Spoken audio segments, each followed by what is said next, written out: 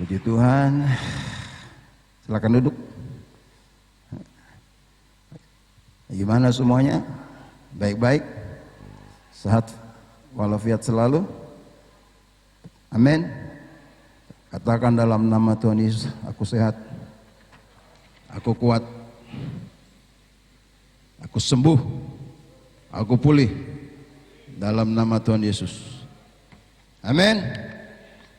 Tepuk tangan yang kuat bagi Tuhan kita Yesus Kristus. Baik Bapak Ibu Saudara sekalian, juga bagi jemaat Tuhan yang berada di Kutai Barat, para gembala, jemaat-jemaat cabang yang ada di Kutai Timur, Tanjung Selor, seluruh yang ada dimanapun mereka, selamat beribadah dan selamat mengikuti seluruh rangkaian acara ini. Baik yang ada di rumah, engkau beribadah, jadi engkau harus sungguh-sungguh beribadah. Penampilanmu harus ibadah, jangan angkat kaki, jangan pakai celana pendek, baju kos, kutang, beribadah. Hormati bahwa engkau ibadah sekalipun melalui online. Amin. Amin. Tepuk tangan bagi Tuhan Yesus. Haleluya. Mari kita lihat firman Tuhan yang terambil dari Roma. Kenapa ini kabur?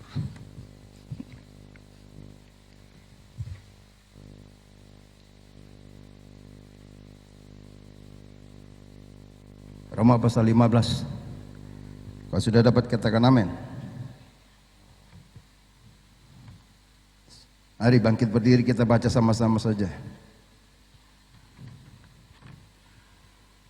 Roma pasal 15, tampilkan oleh LCD, saya mau baca dari LCD. Bapak Ibu lihat Alkitab, karena kacamata saya kabur, beembun, double, pakai apa, face ini, sama kacamata jadi beembun.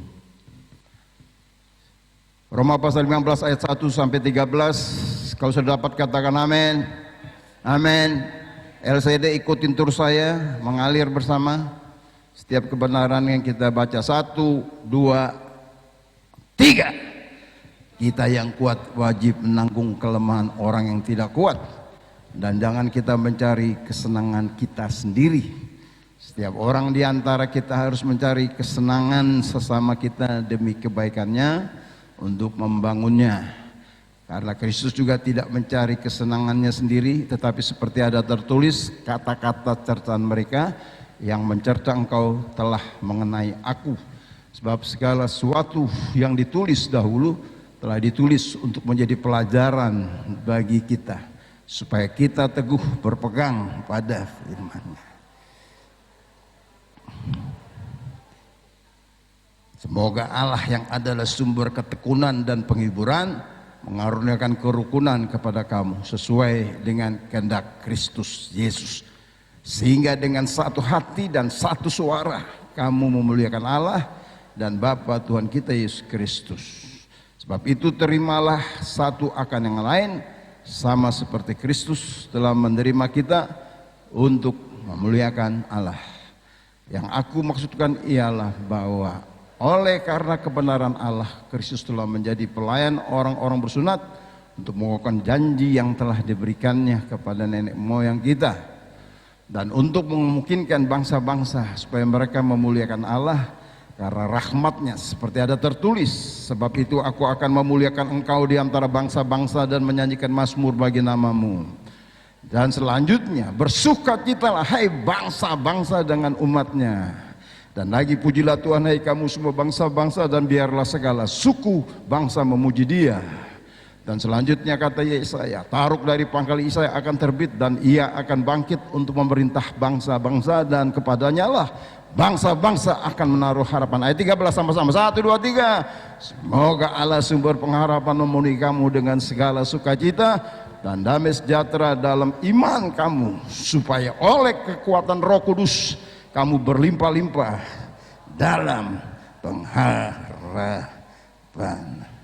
Amin Bapak Ibu. Amin. Tepuk tangan bagi Tuhan kita Yesus Kristus. Yang kuat bagi Tuhan kita Yesus Kristus. Silakan duduk.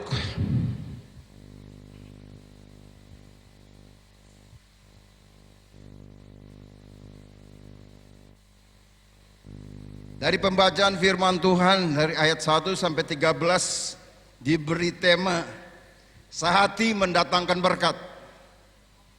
Sehati mendatangkan berkat. Katakan kanan kiri, 1, 2, 3. Sehati mendatangkan berkat. Amin. Jadi tema ini dalam minggu pertama bulan apa ini? September, ya. Ya, saya percaya kita semua senang menerima berkat. Amin. Tidak ada orang yang mau menolak berkat. Tapi bagaimana berkat itu bisa datang dalam hidup saudara dan saya? Ya. Bagaimana berkat itu bisa mengalir dalam kehidupan rumah tanggamu, dalam pekerjaanmu, dalam bisnismu, usahamu, pendidikanmu, pergaulanmu, pelayananmu. Gimana berkat itu bisa datang dan mengalir? Jawabannya apa Bapak Ibu? Sehati. Katakan kanan kiri lagi, sehati. Ngomong suami istri sehati. Orang tua anak-anak sehati. Ya, keluarga lepas keluarga sehati. Amin. Sehingga berkat dicurahkan. Lawan dari berkat apa? Tidak ada yang mau untuk menerima kutuk. Semua maunya menerima berkat. Tapi untuk menerima berkat harus sehati. Lawan dari sehati apa? Perpecahan, perselisihan, pertengkaran, masalah. Sebabnya kita tidak mau hidup menjelang hari-hari terakhir kedatangan Tuhan kedua kali, diingatkan kembali harus sehati. Amin. Sehingga berkat Tuhan datang dalam hidup saudara dan saya. Nah, kalau kita melihat bahwa bagaimana berkat Tuhan itu bisa datang dalam hidup saudara dan saya, firman Tuhan juga katakan dalam Yohanes pasal 13 ayat 34 dan 35. Yohanes 13 ayat 34 sampai 35. 1, 2, 3. Aku memberikan perintah baru kepada kamu, yaitu supaya kamu saling mengasihi sama seperti aku telah mengasihi kamu, demikian pula kamu harus apa? Saling mengasihi. Ayat 35, 1, 2, 3. Dengan demikian semua orang akan tahu bahwa kamu adalah murid-murid itu jikalau kamu saling mengasihi. Dari ciri-ciri murid Tuhan Yesus itu, ciri-ciri orang percaya itu, ciri-ciri anak Tuhan itu, di dalamnya ada apa? Saling mengasihi. Itulah bukti bahwa engkau sehati. Itulah bukti bahwa saudara mengenal dia dengan sungguh-sungguh, ya. Dan Markus 18 ayat 19. Jadi kita melihat di situ. Markus 18 ayat 19. Markus 18 ayat 19. Hah? Matius, sorry. Mata sudah kabur. Bembun. Matius 18 ayat 19, sorry. 1, 2, 3. Dan lagi aku berkata kepadamu, jika dua orang daripadamu di dunia ini sepakat meminta apapun kepada Bapamu di surga, terus maka Bapamu, ya, permintaan mereka akan dikabulkan oleh. Bagaimana bisa berkat itu tersurah dari surga? Waktu apa? Katakan kanan kiri, sepakat loh. Sepakat. Amin. Sepakat. Mengasihi. Sepakat. Ya. Pengkhotbah 4 ayat 9.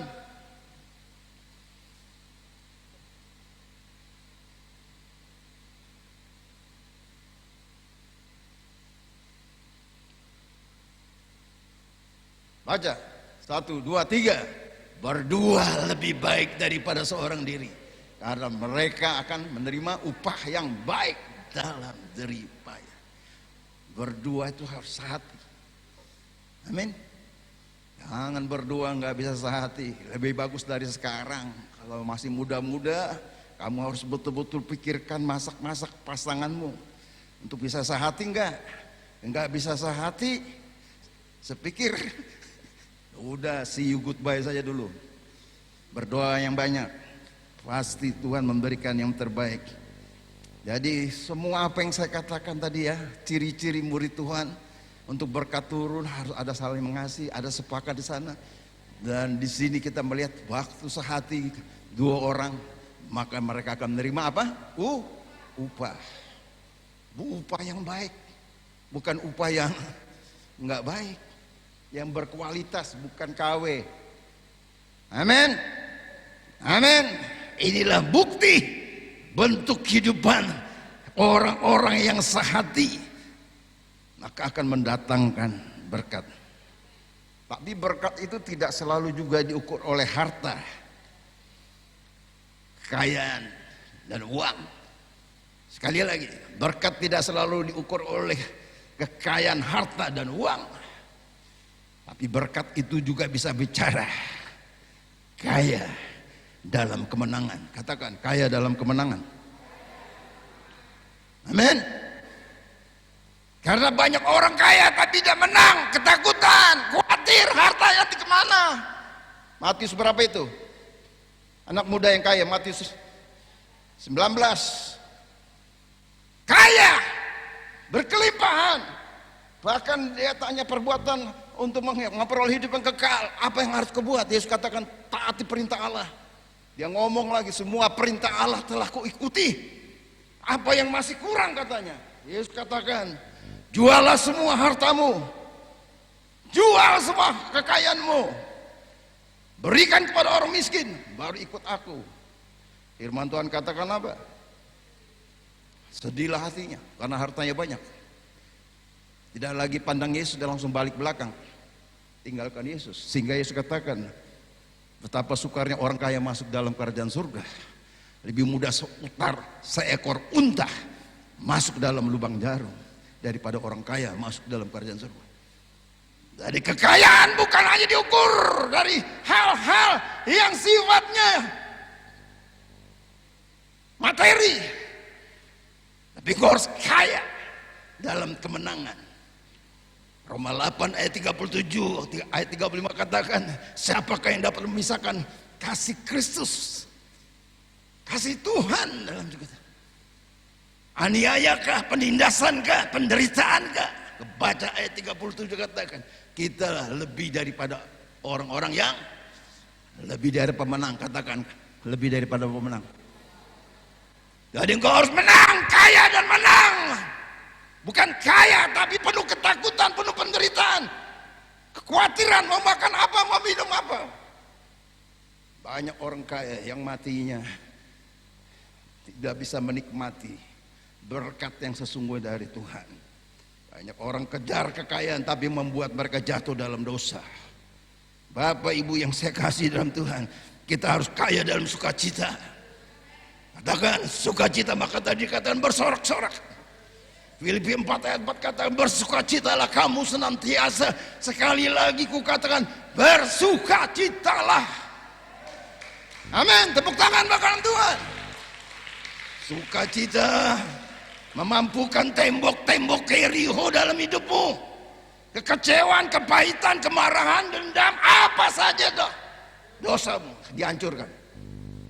Kekuatan dari sukacita mampu memporak-porandakan semua dosa dan kejahatan yang ada dalam hidup saudara dan saya. Ada kekuatan dari Allah. Dia bertata di atas puji-pujian. Mazmur berapa itu? Allah bertata di atas. Nah, cari sendiri nanti di rumah. Amin. Engkau harus kaya dalam damai sejahtera. Katakan, kaya dalam damai sejahtera. Apa itu damai sejahtera? Segala yang baik, segala yang terbaik disediakan Allah bagi saudara dan saya. Dan itu warisan. Kita pernah bahas dalam doa subuh. Dalam Yohanes berapa itu? Damai sejahtera ku tinggalkan, ku berikan kepadamu, dan apa yang ku berikan kepadamu tidak bisa diberikan oleh dunia, tidak sama dengan apa yang dunia berikan padamu. Sebabnya jangan gelisah dan gentar hatimu. Tidak sama damai sejahtera yang Allah berikan dengan yang dunia berikan. Karena yang terbaik yang Allah berikan bagi orang percaya yang sungguh-sungguh mengasihi Dia, yang mau sehati. Yang tidak mau sehati, mau sampai bongkok kamu kerja, mau sampai patah, sampai ayam, kata papa saya, sampai ayam air mata berdarah. Berkat jauh bagaikan pundi-pundi yang berlubang. Sebabnya engkau kaya dengan damai sejahtera, karena damai sejahtera itu kekayaan yang warisan yang sejati, yang kekal. Katakan kekal. Engkau harus kaya dalam iman. Katakan kaya dalam iman. Katakan kaya dalam iman. Karena iman orang percaya. 1 Petrus 1 ayat 7. 1 Petrus 1 ayat 7. Baru saya masuk. Bagaimana berkat ini bisa datang ke dalam hidup saudara? Maka 3 hal. Kita sedikit karya ini minggu pertama dan langsung perjamuan kudus. Baca 1, 2, 3. Maksud semuanya itu ialah apa? Untuk membuktikan kemurnian imanmu yang jauh lebih tinggi nilainya daripada apa? Emas yang fana, yang diuji kemurniannya dengan apa? Terus sehingga kamu memperoleh puji-pujian dan kemuliaan dan kehormatan pada hari Yesus Kristus menyatakan dirinya. Engkau harus kaya dalam iman, karena iman orang percaya itu lebih tinggi nilainya dari emas yang fana. Kau harus bangga. Tepuk tangan untuk Tuhan Yesus. Jangan kayak gini-gini. Nggak ada tepuk tangan gini-gini, itu artinya digigit nyamuk. Tepuk tangan untuk Tuhan gini. Men, sekali lagi yang kuat. Oh haleluya. Iblis takut, lari dia lihat umat Tuhan yang sedang. Tapi bagaimana Bapak Ibu berkat ya datang dalam hidup saudara. Dan saya setidaknya ada 3 hal yang dapat kita lakukan dalam kesehatian untuk menyenangkan Tuhan. Klik, baca 1.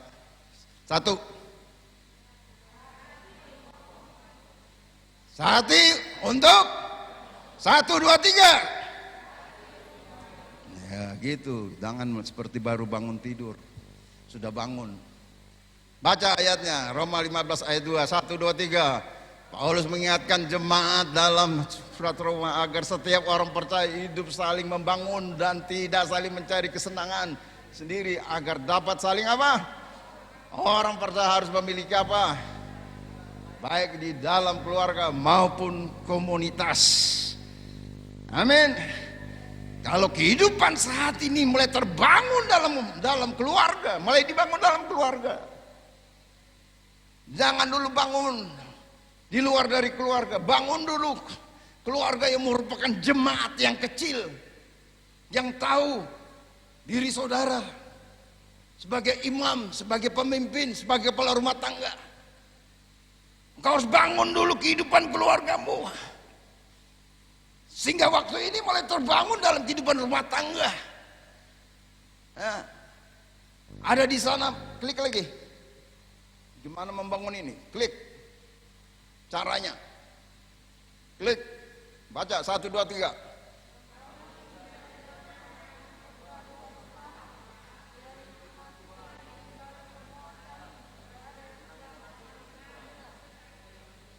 Jadi kalau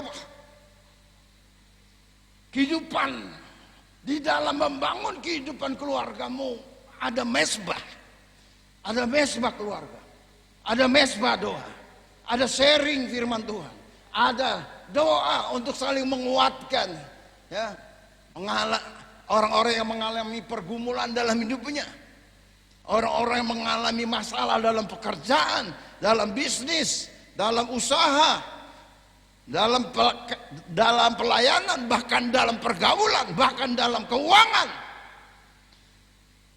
Kalau kita membangun kehidupan ini, di dalam rumah tangga kita, dalam keluarga kita, dalam komunitas kita. Maka saya yakin dan percaya Bapak Ibu, kalau ini sudah mulai terbangun, ya, itu bukan lagi merupakan beban, tapi itu menjadi kesukaan, dan itu menjadi gaya hidup saudara. Amin. Jadi ibadah itu bukan beban. Ibadah dengan berbagai macam kegiatan aktivitas yang ada di dalamnya tadi itu bukan lagi beban, tapi menjadi kesukaan, dan terus menjadi gaya hidup saudara. Itulah warna kehidupan. Kalau engkau mau membangun, melatih hidupmu, menguatkan hidupmu, karena engkau orang percaya, di mana kesehatan itu harus nyata, ya. Sehingga dengan demikian kita menyenangkan Tuhan. Amin. Menyenangkan Tuhan. Katakan menyenangkan Tuhan. Sehingga ada pujian, menyenangkanmu, senangkanmu, hanya itu kerinduanku. Menyenangkanmu, senangkan hatimu, hanya itu kerinduanku. Kalau saudara sudah menyenangkan hati Tuhan, maka tadi itu minta apapun, ya, minta apapun. Matius 18, 2-3 orang berseru, Tuhan akan berikan. Kalau sudah ini menjadi gaya hidup dalam keluarga, sudah menjadi gaya hidup dalam komunitas, sudah menjadi gaya hidup dan menjadi kesukaan secara pribadi, sehingga orang akan lihat, dan itu nyata. Kalau kita melihat gaya hidupnya tidak ada rohani, makan langsung badok saja, tidak doa-doa, makan langsung enggak bersembahyang. Gaya hidup ini kita lihat aja deh, orang Kristen yang betul-betul hidupnya terbangun dalam komunitas yang rohani, ya, yang saling mendoakan, saling menguatkan, sharing firman, ketahuan dari gaya hidupnya. Cara buka Alkitab kita tahu, dari cara membaca Alkitab pun kita tahu, dari cara dia ngomong kita sudah bisa baca kadar kehidupan rohaninya. Apakah dalam atau hanya masih di permukaan? Lipstick katanya, hanya lipstick, lips. Amin. Yang kedua, baca 1, 2, 3. Sehati dalam apa? 1, 2, 3. Baca Roma 15 ayat 5-6. Baca. Paulus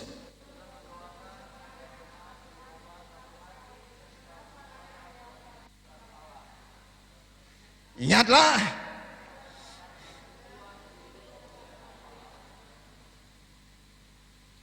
Jadi kalau kita melihat doa Paulus, bagaimana pergumulan bagi jemaat Tuhan di Roma, supaya mereka satu hati, satu suara, dan itu tidak terjadi dalam semudah balik tangan untuk membimbing jemaat, ya, tidak semudah itu.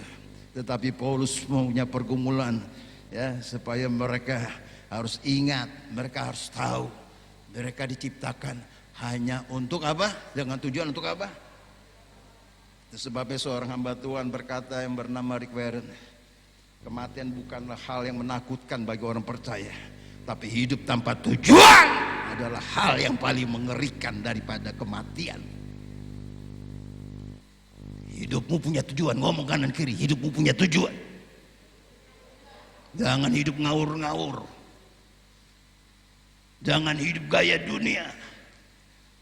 Lihat tetangganya punya mobil, mau punya mobil. Lihat tetangganya punya rumah 2, mau punya rumah 2. Nanti kalau lihat tangganya punya istri 2, baru nangis air mata buaya.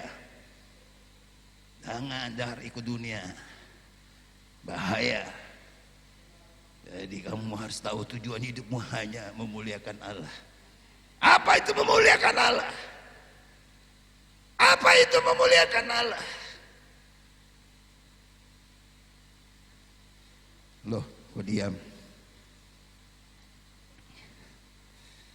Memuliakan Allah adalah ketaatan kita terhadap melakukan perintah Allah.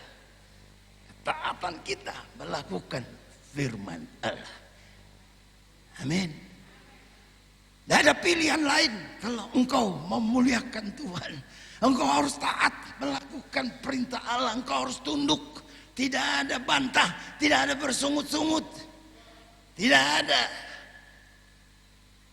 Dan namanya semua kebenaran firman Allah, engkau harus berani berkorban. Engkau harus berani bayar harga. Engkau bahkan berani mati untuk kebenaran. Karena firman Tuhan adalah kebenaran. Kalau mau jadi orang Kristen hanya ikut-ikutan aja, tidak ngerti tujuan hidupmu. Bahkan engkau kalau mati untuk kebenaran, mati untuk Tuhan Yesus Kristus, nama Tuhan dipermuliakan melalui hidup saudara. Amin. Amin. Bahkan itu hadiahnya lebih dahsyat. Oleh karena Yesus engkau mati. Kalau engkau mati karena hal yang baik, banyak orang berani mati untuk melakukan. Dia orang baik, saya bela dia. Tapi untuk kebenaran, untuk keselamatan, untuk Yesus belum tentu. Dosamu masa saya mesti tanggung? Masa saya mesti mati untuk dosa kamu? Untuk orang benar, orang baik, banyak orang mau mati. Siap bela. Wah, itu pimpinan saya, bos saya baik dia, orangnya sering membantu saya. Berani ganggu dia hadapan sama saya, kita banyak. Saya berdiri di depan, saya jaga dia, saya proteksi dia. Berani sentuh dia sama aja bantu saya. Orang bisa bela gitu. Tapi untuk hal kebenaran firman Tuhan, kau harus mati. Dan kematianmu memuliakan Tuhan. Kau harus memberi yang terbaik bagi Tuhan. Tapi saya ingin katakan, ya, jadi memuliakan Allah adalah ketaatan kita dalam melakukan perintah Allah. Ya, saya ingin katakan, tolok ukurnya juga bukan karena hebatnya dan besarnya tindakan-tindakan yang kita buat, enggak. Karena terus merasa hebat, saya terlalu mampu. Saya terlalu jenius, saya terlalu pintar, saya terlalu berkorban. Terus kita merasa hebat. Oh, tolok ukurnya bukan itu, Bapak Ibu Saudara sekalian.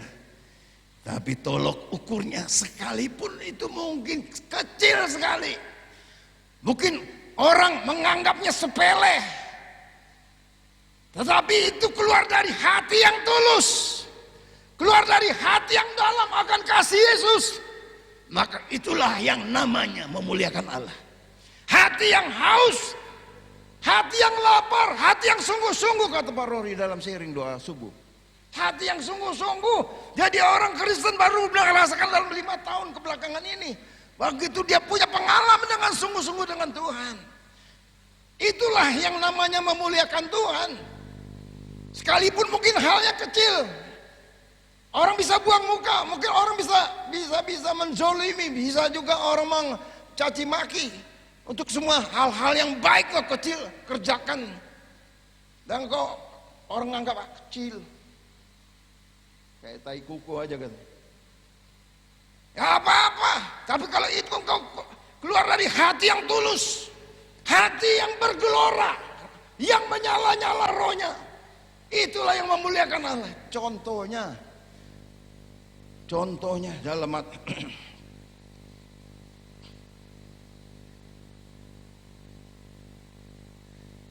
Yohanes 6 ayat 9. Yohanes 6 ayat 9. Baca 1, 2, 3.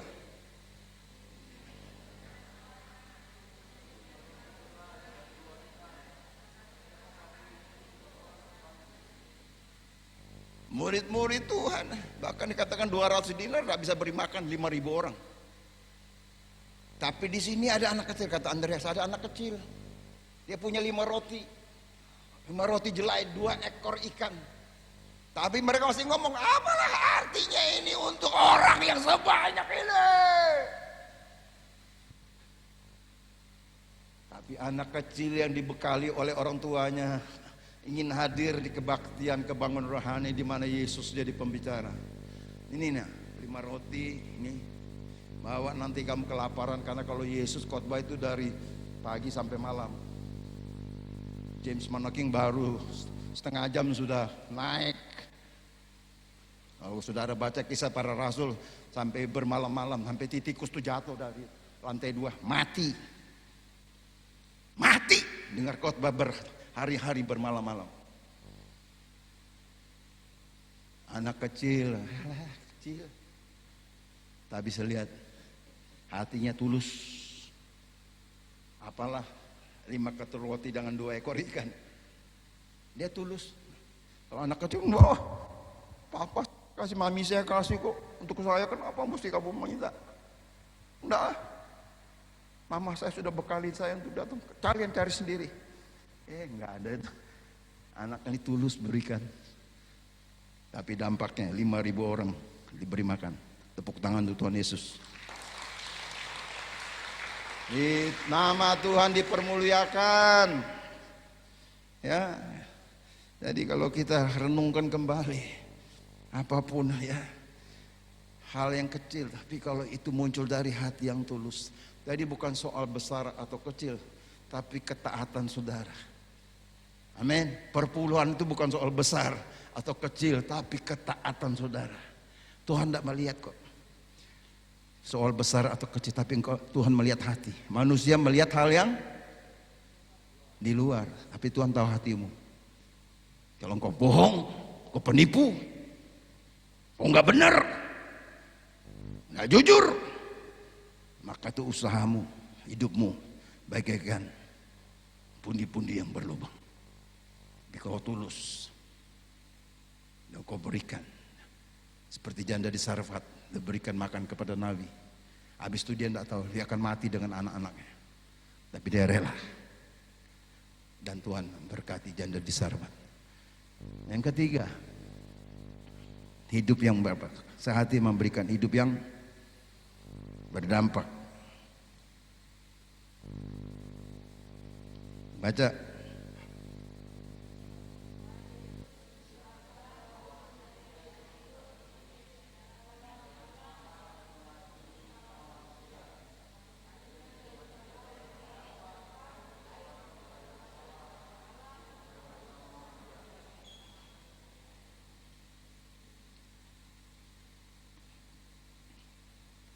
Jadi kitab suci ya, inti dari seluruh kitab suci adalah mengasihi Allah dan mengasihi sama manusia. Artinya kehidupan kita harus berdampak bagi kerajaan Allah dan bagi sesama.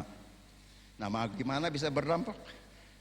Kalau tadi pertama tadi, kalau kehidupan hal-hal yang rohani telah terbangun di dalam keluarga, dalam komunitas. Kalau hal-hal yang memuliakan Allah sudah terbangun, maka segala kehidupan saudara akan memberikan dampak, di mana begitu saudara keluar memberikan pengaruh.